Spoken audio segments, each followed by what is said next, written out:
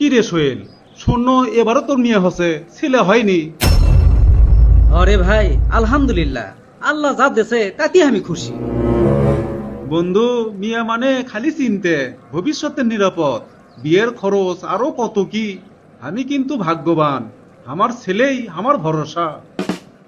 দোস্ত, সন্তান ছেলে হোক আর মেয়ে হোক, ওরা তো আমাকেরই দুনিয়া ও আখিরাতের পরীক্ষা। আমি চাই আমার মেয়েকে আল্লাহ ভীরু মানুষ হিসেবে গড়ে তুলতে। ঠিক আছে বন্ধু, দেখা যাক 10 বছর পর কার মুখত হাসি থাকে। কি খবর দোস্ত, কেঙ্কা আছু? অনেকদিন পর তোর সাথে আবার দেখা হলো। ভালো নাই রে বন্ধু, ছেলে এখন শহরে থাকে, নিজের সংসার নিয়েই ব্যস্ত। আমি আর আমার বউ বাড়িতে একলাই থাকি, সে আর আমাকে রে এক সময়ই দিবার পারে না। ও বুঝলাম, তার মানে তোরা বাড়িতে একলা থাকিস। ঘরে আমরা বাড়িতে একলাই থাকি। তা বন্ধু, তোর খবর কি?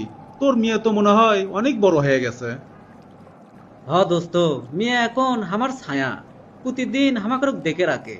ওর মমতা আর যত্নে আমাকে জীবন শান্তিতে ভরে গেছে।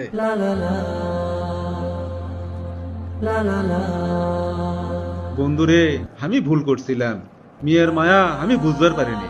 আজকে আমি বুঝবার পারলাম, মেয়ে হচ্ছে আল্লাহর রহমত। দেখ রুবেল, ছেলে হচ্ছে একটা প্রদীপ, কিন্তু মেয়ে হচ্ছে দুটো প্রদীপের মতো। 1 নাম্বার, মেয়ে ঘর আলোকিত করে। 2 নাম্বার, বাবার আয়ু আর মন দুটোই বেড়ে দেয়। তুই ঠিকই কছু বন্ধু, আজকে যদি আমার একটা মেয়ে থাকলো হিনি, তাহলে আমার ঘরটা আজও আলোকিতই থাকলো হিনি।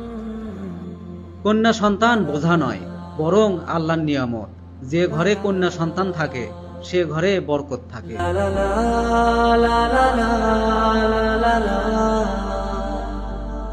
la la la